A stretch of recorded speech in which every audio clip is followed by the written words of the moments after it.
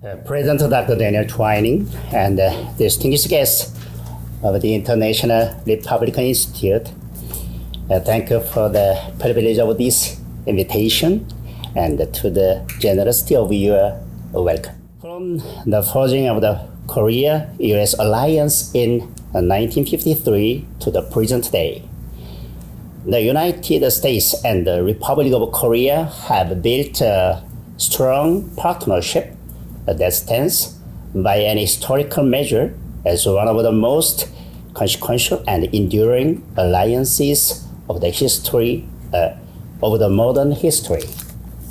The Korean people have not forgotten the 60,000 American soldiers who crossed the Pacific Ocean to defend the people they had never met in a country most could not have placed on a map.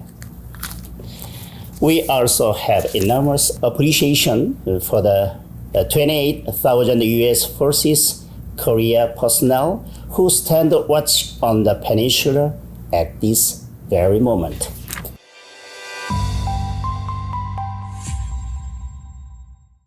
The People Power Party, as the principal conservative party of the Republic of Korea, is determined to do everything within our power to uphold the values of freedom and the constitutional democracy, which is the philosophical cornerstone of the Korea-US alliance.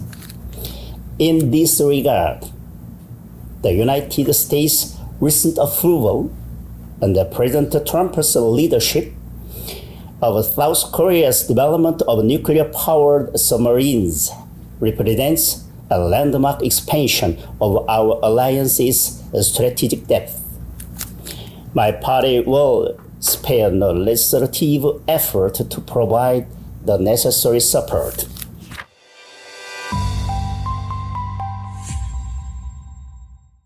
As we are all painfully aware, the situation in the Middle East and the acute uncertainty surrounding the Strait of Hormuz pose a significant challenge that free nations must address together.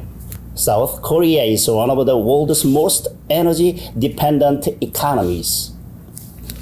Therefore, the security of that corridor is not just an abstract topic, but it is an essential economic and security imperative for the country.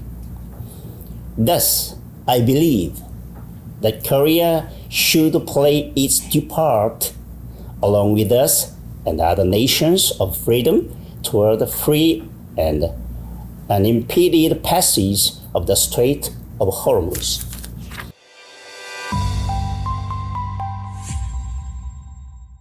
Distinguished guests, from this perspective, my party holds a serious reservation about the current direction of Seoul's attitude toward North Korea, which a significant portion of Korean people believe not only naive, but also dangerous. In 2023, the Kim Jong-un regime advanced its too hostile state doctrine, fundamentally reframing the nature of inter-Korean relations. Dialogue has been wholly severed.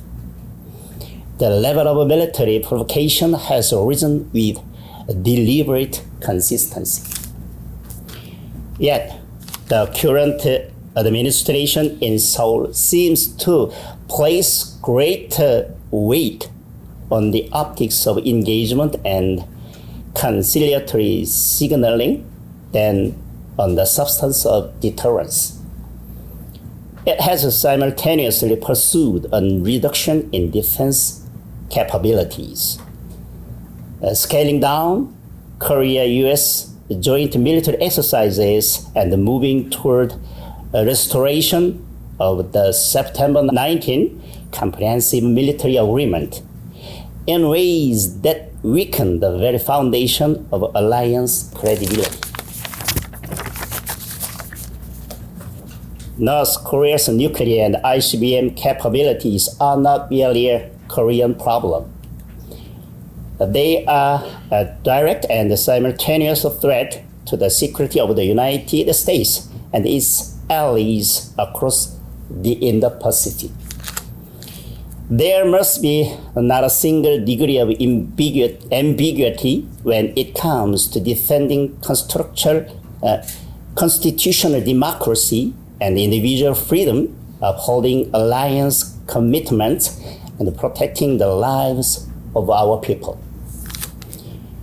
Until and unless timely and decisive actions are taken to deal with the serious and immediate threat of the North Korean nuclear weapons, the next headache for the US after Iran war is over will be North Korea. Yes, peace through strength is the only answer to the Korean Peninsula.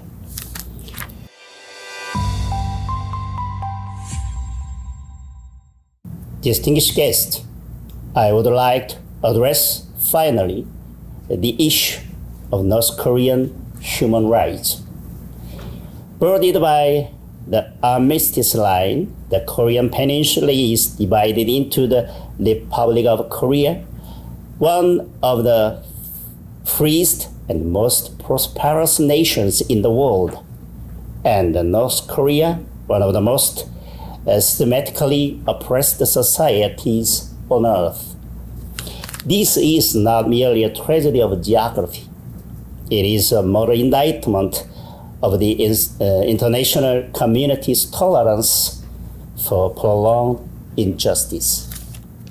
Even at this very moment, there are people living north of the line without the most elementary dignities of human existence. A vicious cycle persists without interruption.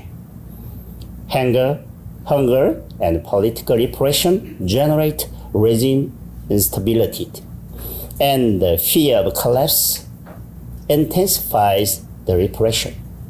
North Korea today functions in every meaningful sense as a totalitarian prison state. The world cannot afford the moral cost of continued inaction. Through principled solidarity and effective international pressure, the international community must create the conditions under which the North Korean regime has no viable alternative but to change. I call upon the IRI and its partners to sustain their principled engagement on North Korean human rights, an issue that lies at the very heart of everything this institution was founded to defend.